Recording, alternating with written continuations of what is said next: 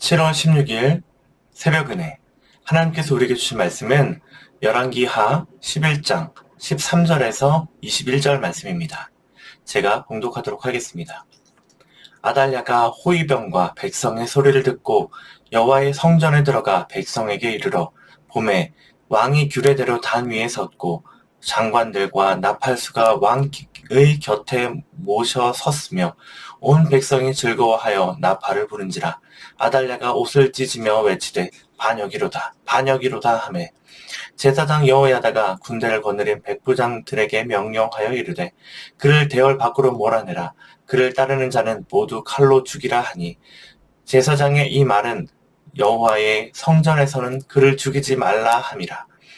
이에 그의 길을 열어주매 그가 왕궁의 말이 다니는 길로 가다가 거기서 죽임을 당하였더라. 여호야다가 왕과 백성에게 여호와와 언약을 맺어 여호와의 백성이 되게 하고 왕과 백성 사이에도 언약을 세우게 하매 온 백성이 바알의 신당으로 가서 그 신당을 허물고 그 제단들과 우상들을 철저히 깨뜨리고 그 제단 앞에서 바알의 제사장 mat단을 죽이니라. 제사장이 관리들을 세워 여호와의 성전을 수직하게 하고 또 백부장들과 가리 사람과 호위병과 온 백성을 거느리고 왕을 인도하여 여호와의 성전에서 내려와 호위병의 문 길을 통하여 왕궁에 이르매 그가 왕의 왕좌에 앉으니 온 백성이 즐거워하고 온 성이 평온하더라. 아달랴를 무리가 왕궁에서 칼로 죽였더라. 요아스가 왕이 될 때 나이가 7세였더라. 아멘. 네, 오늘 말씀은 이제 아달랴가 이제 죽게 되는 내용이고요. 여호야다를 위시한 이 왕과 백성들이 하나님과 언약을 맺고 여호와의 백성이 되었다라고 하는 그런 이야기가 아주 큰 그런 줄거리입니다. 그래서 뭐 간단해가지고요. 바로 이제 본론으로 들어가자면 오늘 말씀을 통해서 하나님께서 우리에게 주신 교훈 첫 번째는요. 하나님의 심판은 반드시 이루어진다입니다. 근데 오늘 말씀은 사실 이 전날 큐티를 안 하면 좀 사실 이야기가 어려울 수도 있는데요.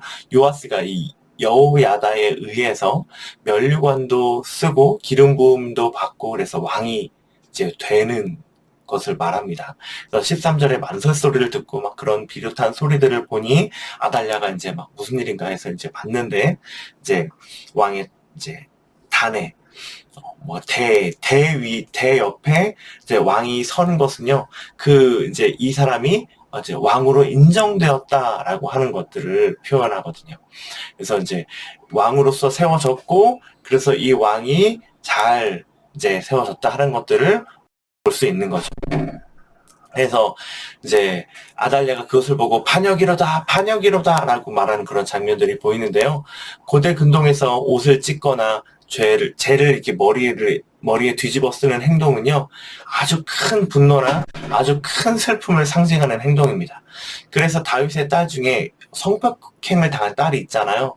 재를 뒤집어 쓴 것들을 볼 수 있었죠. 오늘 옷을 찢는 이 행동은요, 분노를 나타냅니다. 그래서 아달랴는 되게 분노했지만 왕궁에서 아달랴의 편을 드는 사람이 아무도 없었습니다. 호위까지도 말이죠. 다 반란에 참여했다라는 좀 그러는데요. 이제 요아스를 왕으로 세우는 그 일들을 시작했다라는 것들을 알 수가 있죠. 그래서 아달랴가 지난 6년간 얼마나 말도 안 되는 폭정들을 했는지 우리가 알 수가 있는 구절입니다. 특별히 20절에요. 아달랴는 왕궁에서 칼로 죽었다라고 이렇게 말하는 장면들이 나오거든요. 근데 굳이 또 다시 한번 이야기를 해서 칼로 죽은 것을 명시하는 것은요. 이제 아달랴의 죽음이 아합 왕가에 내리는 하나님의 심판인 것들을 나타내는 거예요. 그래서 예후를 통해 북이스라엘에 있는 아합 왕가의 그런 왕자들을 다 죽였잖아요. 그것으로 끝이 아니라 정략 결혼으로 유다에 와 있는 아달랴까지도 심판의 대상이 되었다. 그래서 죽게 되었다. 하나님의 심판은 반드시 이루어진다라고 하는 것들을 우리가 볼 수가 있죠. 물론 아달랴는 그 자체로도 정말 심판받아 마땅한 사람이었습니다. 다윗 왕족들을 거의 다 몰살시켰잖아요. 요아스만 겨우 살아남았어요. 그리고 바알의 산당을 만들어서 백성들을 우상숭배로 빠지게 만들었죠. 나라에서 하라고 하는데 백성들이 별 수가 있겠습니까? 그래서 아합 왕가의 자손들은요, 하나님을 하지 않았고 무시하는 사람들이었습니다.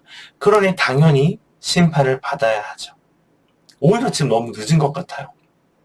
자, 그렇다면 지금 왜 또 이런 심판의 이 내용들이 계속 우리에게 좀 보여지고 나타날까요? 우리는 이 아달랴와 얼마나 다른 삶을 살아가고 있습니까? 아합 왕과는 얼마나 다른 삶을 살아가고 있습니까? 아달랴와 아합 왕의 특징이 뭐죠? 하나님을 몰랐어. 하나님을 모르고 하나님을 없는 존재인 양 무시하며 살았습니다. 그리고 하나님이 아닌 다른 것이 내 삶을 유지시켜 줄 수 있을 것이라고 믿는 그런 우상 숭배의 삶을 살았습니다. 아달랴처럼 극단적으로 하나님을 배척하지는 않았더라도 우리의 삶에서 우리를 돌아봤을 때 하나님을 내가 모르는 것처럼 살진 않았습니까? 하나님을 알려고 하지 않지는 않았습니까? 혹은 하나님을 무시하는 것처럼, 하나님이 내 삶에 없는 것처럼 하나님을 무시하는 삶을 살진 않았습니까? 마지막으로 하나님이 아닌 것을 의지하는 그런 삶을 살진 않았습니까? 크게 말해서, 엄밀히 말해서 없다고는 말 못하겠죠. 오히려 아달랴와 아합과 다를 바 없는 그런 삶을 살고 있는 나 자신을 발견하게 되지는 않으십니까? 이 아달랴까지 심판받는 하나님의 이 완벽한 심판을 보면서 그럼 우리는 어떻게 살아야 하겠습니까? 하나님의 존재를 인정하고 그 하나님의 존재를 인정한다면 하나님을 알기에 힘써야 합니다. 그래서 하나님을 알아가고 있다면 내 인생에서 하나님이 아닌 다른 것을 의지했던 그 부분들을 하나님 앞에 내려놓고 언제라도 내려놓고 내가 하나님을 의지해서 살겠습니다. 하나님만이 나의 소망이십니다. 라고 그렇게 고백하며 나의 삶에 내가 의지하는 부분을 내려놓고 그렇게 살아가야 되는 것이죠. 그래서 오늘 이 말씀을 보시면서 그 심판받는 아달랴를 우리가 생각하면서 내가 아달랴와 전혀 다른 사람이었는지 혹은 비슷한 사람이었는지 한번 돌아보시고 내가 아달랴와 다를 것 없는 비슷한 삶을 혹시라도 지금 살고 있다면 그 부분들을 내려놓고 하나님께 더 나아가는 그런 하루가 되었으면 좋겠습니다. 오늘 두 번째 주시는 하나님의 교훈은요. 나는 하나님과 언약을 맺은 백성인가 돌아봅시다. 이거예요. 17절에 보면 끊어졌던 다윗 왕조가 다시 이어지면서 왕과 백성들은 하나님 앞에 언약을 세워서 하나님의 백성이 됩니다. 이 말은요. 오늘날에 예수님을 영접하고 우리가 그리스도인이 되는 이 이야기와 다를 바 없는 거예요. 그리스도인이 되고 하나님의 백성이 되고 이들이 행했던 건 무엇이었죠? 18절에 온 국민이 발의 당으로 가서 단과 우상들을 깨뜨리고 제사장을 죽였습니다. 그래서 하나님의 관리들을 세워서 수직했다라고 얘기하는데요. 여기서 수직했다라는 말은 누군가를 세워서 지키게 하다라고 하는 이 말입니다. 우리말이에요. 그래서 이것은 바로 회개하는 것을 말합니다. 잘못을 그냥 말하기만 하는 회개가 아니라 단순히 내가 잘못했어요 하고 눈물을 막 흘리고 많은 그런 회개가 아니라 그들의 삶이 바뀌어지는 회개를 했습니다. 그들은 자신들의 삶에 긴밀한 영향을 미치는 이 바알의 산당을 모두 없앴어요. 그래서 제사장도 죽여서 바알의 제사가 일어날 가능성까지도 없었던 거죠. 차단한 거죠. 하나님 앞에 철저한 회개를 하고 있는 그런 모습을 볼 수가 있는 겁니다. 하나님 앞에 진실로 언약을 맺고 하나님의 백성이 되었다면 하나님을 위해서 누구든지 살고 싶은 마음이 있습니다. 하나님이 원치 않는 행동을 했을 때요. 내가 정말 잘못했구나. 그러지 않았어야 되는데 라는 그런 느낌들이 있는 거예요. 그 마음을 고백하고 그 행동을 더 이상 하지 않는 것이 바로 회개입니다. 하지만 우리가 그리스도인이라고 불리는 것을 부인하진 않아. 나는 그리스도인, 저 사람은 그리스도인이야 라고 누군가 나를 칭했을 때 저는 그리스도인이 아니에요 라고 말하지 않아요. 근데 하나님은 원치 않는 행동을 하고 거기서 끝이 아니라 아무런 가책조차도 받지 않아. 당연하게 하나님 원치 않는 행동들을 막 해가. 그러면서도 가책을 받지 않아. 그렇다면 물론 그리스도인들도 잘못할 수 있죠. 인간이니까요. 실수할 수도 있죠. 하나님이 원치 않은 행동을 할 수도 있습니다. 그래서 하나님은 우리에게 회개하는 방법을 알려주셨잖아요. 그래서 나와 다시 교제할 수 있다라고 말씀하셨잖아요.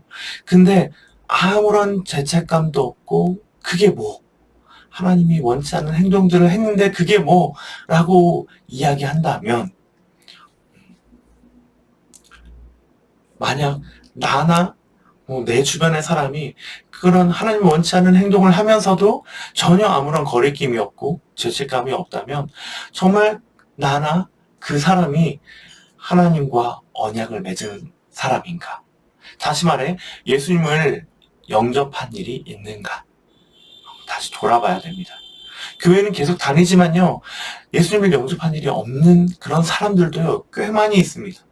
그런 사람의 특징이 바로 아무런 죄책감이 없는 사람인 것입니다. 오늘 하나님 앞에 언약을 맺고 자신들을 범죄하게 하는 것들을 다 부시고 가능성까지도 없애고 하나님 앞에 살아가고자 하는 이 요아스 왕과 백성들을 보면서 우리 또한 그리스도인으로서 예수님을 나의 구주, 나의 하나님으로 영접했다면 하나님 앞에 나를 범죄하게 하는 것들이 무엇이 있나 살펴보고 그것들을 제거하고 그것들을 내가 하게 되는 가능성까지도 없애버리고 하나님의 거룩한 백성으로 하나님 나라의 제사장으로 살아가기를 다짐하는 행복을 전하는 교회 모든 성도님들 되시기를 간절히 바라겠습니다. 제가 기도하겠습니다. 하나님 아버지 감사합니다. 오늘 아달랴의 삶을 보면서 끝까지 심판을 하시는 하나님을 보았습니다. 그러면서 아달랴의 삶이 과연 나랑 얼마만큼 다른가 한번 생각해 보았습니다. 주님, 아달랴의 삶이 나와 다르지 않는 면이 있는 것들을 봅니다. 주님, 내가 주님을 모른다고 하나님을 전혀 알려고도 하지 않고 하나님이 내 삶, 내 존재, 하나님 마치 존재하지 않는 양 하나님이 없이 내가 살아가고 하나님이 아닌 것들을 의지하고 살아갔던 나의 모습들을 회개하고 주님께 나아가오니 주님 다시 한번 나를 붙잡아 주십시오. 나를 주님의 자녀로 삼아주셔서 내가 주님의 능력으로 오늘 주님을 따라서 살아갈 수 있도록 함께 해주십시오.